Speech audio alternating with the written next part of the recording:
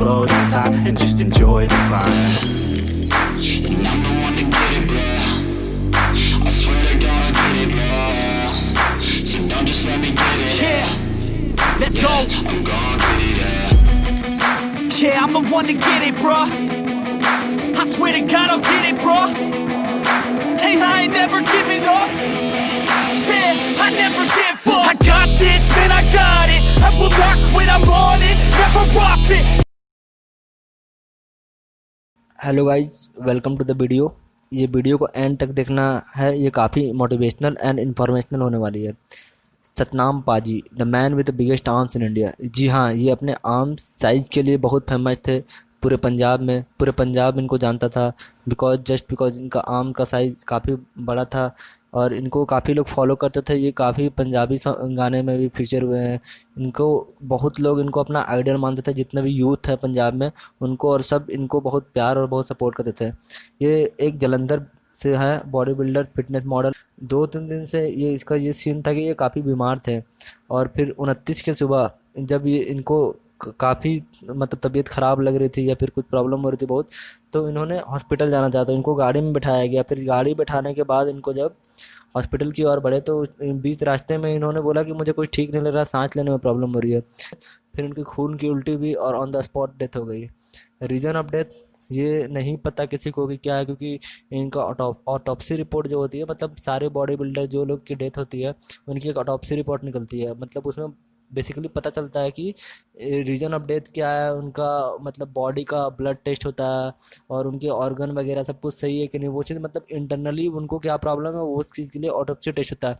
लेकिन इनके केस में ऑटोप्सी टेस्ट नहीं हुई क्योंकि इनकी डेथ मॉर्निंग में हुई और अंतिम संस्कार कर दिया गया इनको दोपहर के समय में। तो इनका इन्फॉर्मेशन रिपोर्ट नहीं आया कि इनकी डेथ का रीज़न क्या हुआ।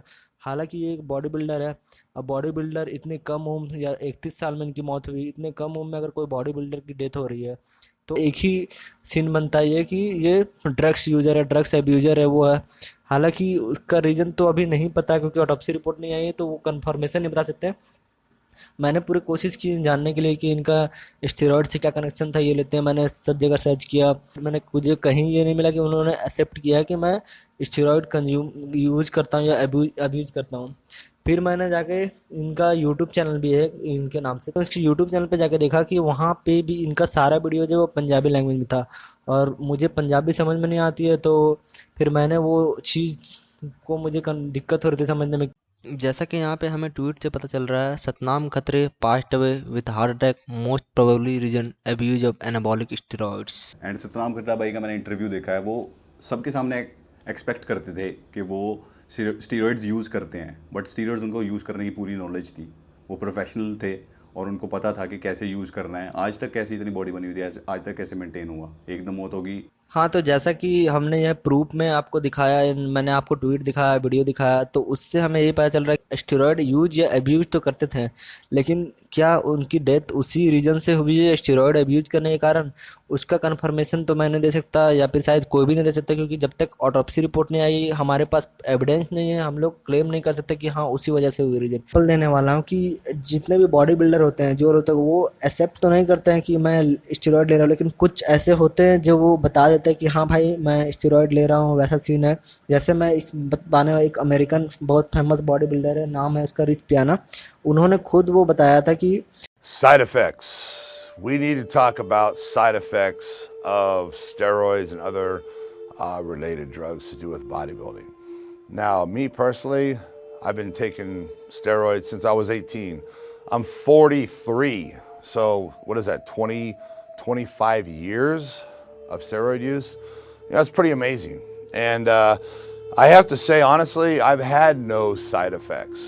But with that being said, I'm totally 100% aware that damage is being done to my body. Body होती है वो सस्टेन करती है। स्टेरॉइड वाली बॉडी क्या होता है कि आपने जस्ट बिकॉज स्टेरॉइड से बनाया है तो वो बॉडी 2 महीने 3 महीने आपके पास रहेगी। 3 महीने के 4 महीने अगर आपने कुछ भी नहीं किया, वापस से स्टेरॉइड कंज्यूम ना किया, तो आपकी बॉडी वापस उसी लेवल पे चल जाएगी जहाँ पे पहले थी।